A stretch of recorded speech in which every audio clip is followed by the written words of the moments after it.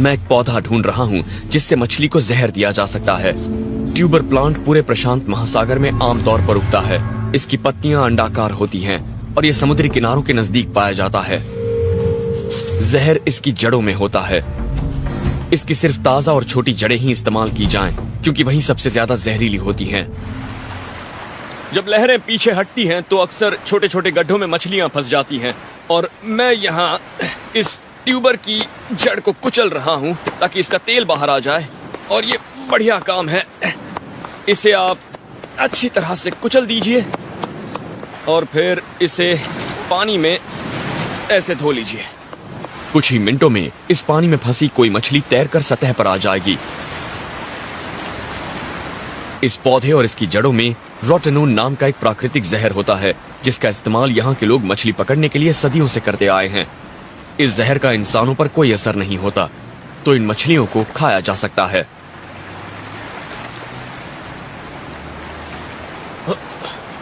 आठ मछलियां मिल गई हैं। खाने का इंतजाम तो हो गया,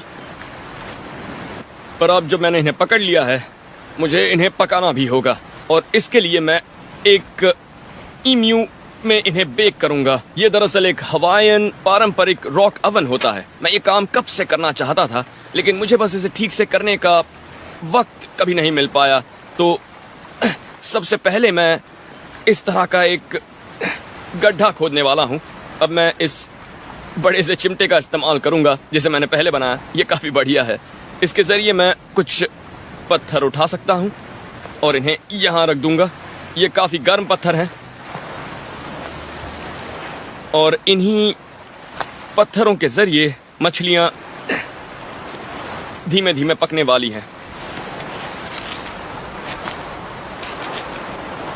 और ये पत्थर कई घंटों तक बहुत गर्म रह सकते हैं और रेत भी एक बहुत अच्छी इंसुलेटर होती है। अब मैं इन मछलियों को इन टी ट्री की पत्तियों में लपेट दूंगा। और पोलिनेशिया के लोगों के लिए ये पत्तियां बहुत अहमियत रखती हैं। इन्हें दवाइयां बनाने के लिए और एंटी एजिंग खूबियों के लिए जाना जाता है। लेकिन इससे भी अहम बात यह है कि इससे स्वाद बढ़ जाता है और नमी भी कायम रहती है।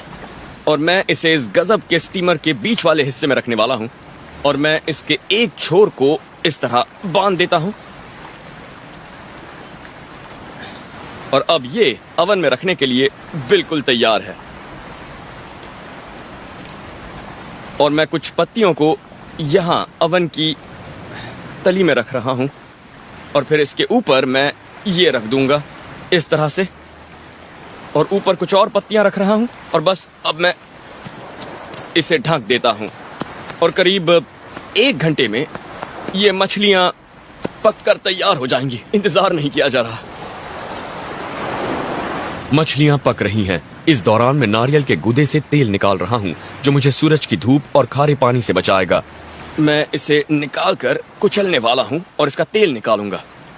मैं इसे किसी सनस्क्रीन जैसा स्मूथ तो नहीं बना सकता, लेकिन मैं इसे इतना कुचल दूंगा कि इसमें से तेल बाहर आ जाएगा।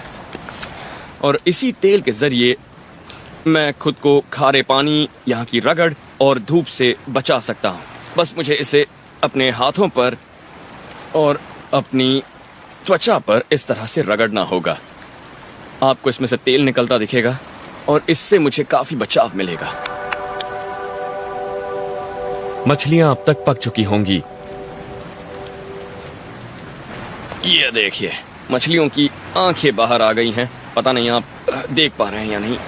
मैं एक बाहर निकाल लेता हूँ। मछली की आंखें बाहर आ गई हैं, यानी ये पक गई हैं। आप इसे ऐसे ही खा सकते हैं और मुझे यकीन है कि ये जरूर स्वादिष्ट होगी। आप ऐसे किसी द्वीप पर लंबे वक्त तक रह सकते हैं, लेकिन इतिहास बताता है कि फंसे हुए नाविकों ने अपने घर लौटने के लिए बड़े बड़े जोखिम उठाए हैं। कल मैं कुछ ऐसा करूंगा जो मैं हमेशा से करना चाहता था। मैं एक राफ्ट बनाकर समंदर की तरफ निकलने की कोशिश करूंगा।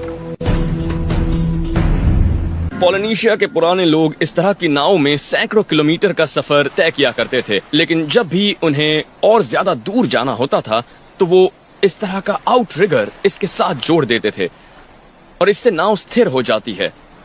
लेकिन मेरे पास इस तरह की बढ़िया नाव बनाने का ना ही वक्त है और ना ही औजार हैं। लेकिन मेरे पास यहाँ ढेर सारी काम की चीजें हैं। बहुत सारा बांस है और काफी रस्सियां भी हैं और मैं उन चीजों से एक बड़ा राफ्ट बना सकता हूँ, एक कैटमरान जैसे, इसी के जैसी एक छोटी सी नाव। वो इतनी पेचीदा नहीं होगी, लेकिन वो बहुत स्थिर होगी और उसी के जरिए मैं इस द्वीप से निकल पाऊंगा।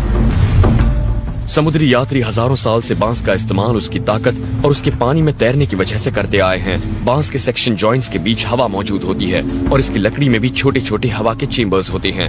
बांस के ऐसे पेड़ को गिराने के लिए मुझे इसके निचले हिस्से में आग जलानी पड़ेगी, क्योंकि इसे काटने का मेरे पास कोई जरिया नहीं है। अपने चाकू से इसे काटने लगा तो सदियां लग जाएंगी, लेकिन ऐसा करने से पहले मुझे इनमें से किसी एक हिस्से में सुराख करना होगा, क्योंकि ये बांस हवा से भरे सील्ड कंपार्टमेंट होते हैं। अगर मैंने ऐसा नहीं किया तो आग जलाने पर हवा गर्म हो सकती है और ये बांस फट सकता है। तो मुझे चाकू की नोक से या धार के जरिए सुराख बनाना होगा ताकि प्रेशर कम हो जाए।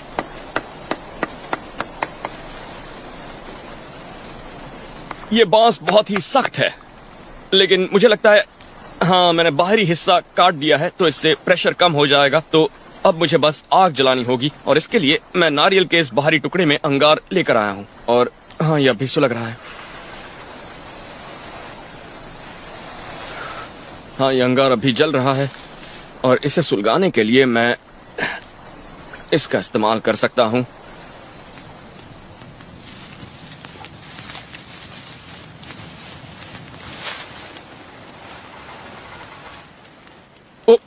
ओ, यह अंगार बुझने ही वाला था। अगर ये बुझ जाता तो मुझे दूसरा लाने के लिए 1 किलोमीटर का सफर तय करके जंगल में जाना पड़ता। ओ, बढ़िया।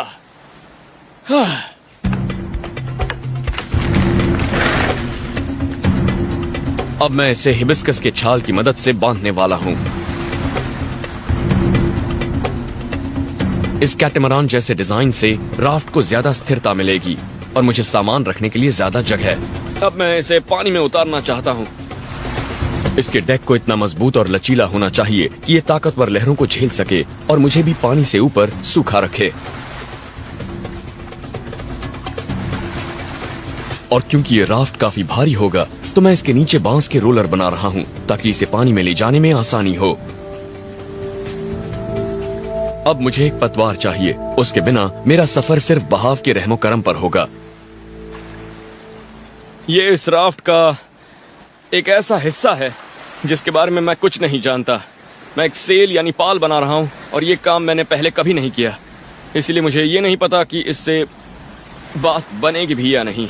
मैं पाल बनाने के लिए पाम की इन पत्तियों को आपस में बुनने वाला हूँ और फिर लकड़ी का फ्रेम बनाऊंगा जो इस पूरे ढांचे को थामेगा। मैं इसे तली में लगा देता हूँ। ऐसी कुछ और लकड़ियां लगाकर मैं इन्हें आपस में बांध सकता हूँ, लेकिन मैं ये नहीं जानता कि प्रशांत महासागर में ये कितनी देर टिका रह पाएगा। ये काफी मुश्किल काम है, लेकिन अब ये पाल राफ्ट पर लग गया है और इसे सफर के दौरान मुझे छांव भी मिलेगी। मुझे ये धूप से बचाएगा। बहुत अच्छा लग रहा है। अब मुझे इस बात का ख्याल रखना होगा कि मेरे पास जरूरत की सारी चीजें हों, क्योंकि एक बार जब ये नाव चल पड़ेगी तो ये इतनी भारी है कि मैं इसे किसी भी हालत में इस किनारे तक ला नहीं पाऊंगा। और मुझे प्रशांत महासागर की चुनौती को देखते हुए हर चीज अपने पास रखनी होगी। पानी के साथ साथ मैं अपने बचाव के लिए ज्यादा कोकोनट ऑयल और चाकू तेज करने के लिए रेत ले रहा हूँ। अगर मुझे कोई जहाज नजर आया तो मैं इसे एक सिग्नल रिफ्लेक्टर की तरह इस्तेमाल करूंगा। मैं इस वक्त बहुत जोश में हूँ और मैं इन दिनों को कभी नहीं भूल पाऊंगा। मैं बस पूरे दिल से दुआ कर रहा हूँ कि ये राफ्ट चल जाए। ये इम्तिहान की घड़ी है। अगर आपको पूरी तरह भरोसा ना हो कि आपका राफ्ट तैर सकता है तो उसे छोड़कर किनारे की तरफ तैरिए। लेकिन लगता है कि ये पोलिनेशियन डिजाइन काफी स्थिर है। ठीक है, तो हम निकल चुके हैं और हवा की रफ्तार पिछले कुछ दिनों के मुकाबले काफी धीमी है। मैं इस पर नजर रखे हुए था। ट्रेड विंड्स वाकई अब रुक गई हैं और मैं मौसम के इसी दौर का इंतजार कर रहा था। उम्मीद करता हूं कि मौसम बिल्कुल ऐसे ही बना रहेगा। इस तरह की गर्मी में खुद को ठंडा रखने का सबसे अच्छा तरीका होता है कि हर कुछ घंटों में आप एक डुबकी मारें, लेकिन हमेशा अपने आप को राफ्ट से बांध कर रखें, क्योंकि समंदर में फंसे कई लोगों के किस्से हैं जो अपने राफ्ट से अलग हो गए थे।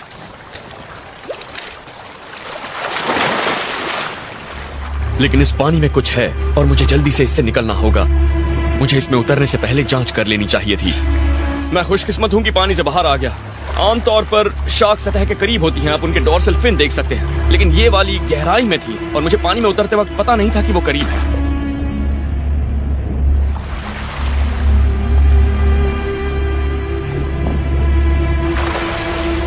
जब भी आप किसी राफ्ट से उतरकर पानी में तैरते हैं तो हमेशा कपड़े और जूते पहने रखें। आंकड़े बताते हैं कि जब लोग समंदर में ग्रुप्स में उतरते हैं तो सबसे पहले अक्सर बिना कपड़े वालों पर ही हमला होता है, क्योंकि इंसान के शरीर पर जब सूरज की रोशनी पड़ती है तो शार्क्स उन्हें मछली समझती हैं। वाह, जरा इसे देखिए। और ये टाइगर शार्क्स जब किसी चीज को चबाते हैं तो सबसे ज्यादा नुकसान करते हैं। जरा देखिए इसे। अगर आप पानी में हो और इनका हमला हो जाए तो सबसे अच्छा तरीका है कि आप चिल्लाएं, पानी पर हाथ मारें, शार्क की नाक या गिल्स पर मुक्का मारें, क्योंकि ये उनके सबसे नाजुक अंग होते हैं। और समंदर में फंसे लोग ऐसे मंजर से ही सबसे ज्यादा डरते हैं। ऐसे में शांत बने रहना बहुत मुश्किल होता है। ओ देखिए देखिए देखिए, वो वो वो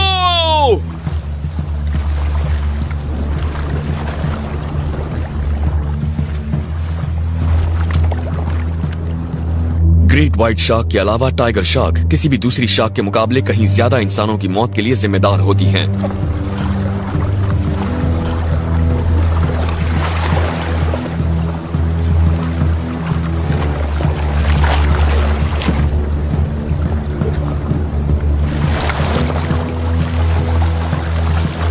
बाप रे, ये बिल्कुल ठीक नहीं है।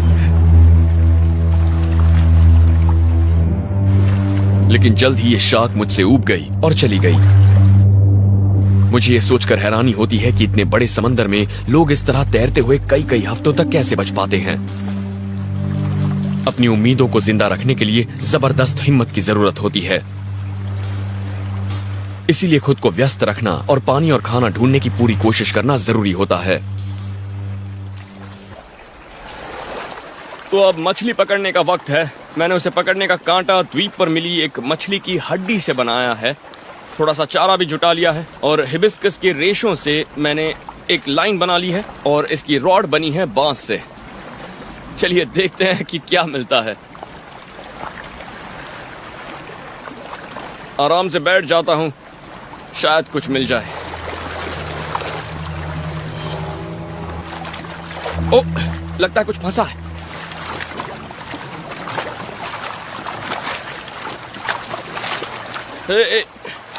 ओह,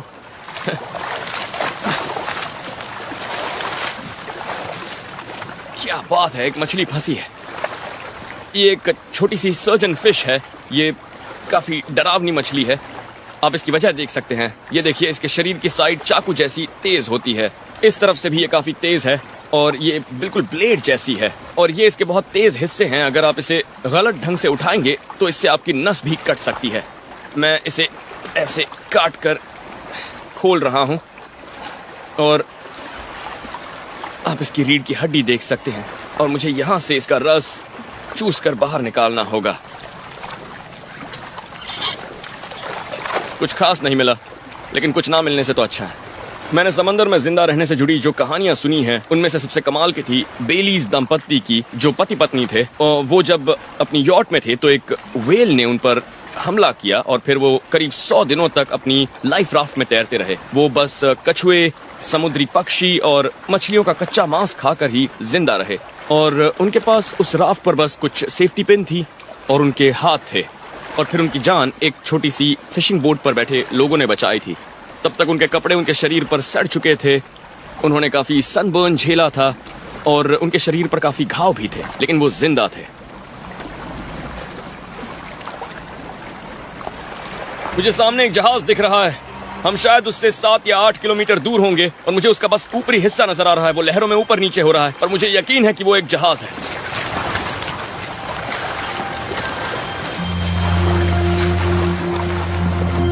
मैं अपने चाकू पर थोड़ी सी रेत रगड़ रहा हूं। इससे ये ज्यादा चमकेगा और मैं इससे इशारा कर पाऊंगा। अगर आपने ठीक से सिग्नल दिया तो आप 16 किलोमीटर तक अपनी मौजूदगी जता सकते हैं। और एक शख्स ऐसा भी था जिसने ऐसा रिफ्लेक्टर बनाकर 160 किलोमीटर दूर से इशारा किया था। और आपको बस अपनी उंगलियों से एक वी बनाकर इसे धूप में चमकाना होता है इस तरह से, और आपकी उंगलियों के बीच से इसे ऊपर नीचे कीजिए और बस दुआ कीजिए कि उस जहाज पर कोई हो जो आपकी तरफ देख ले। मुझे पूरा यकीन है कि वो लोग मेरी तरफ आ रहे हैं।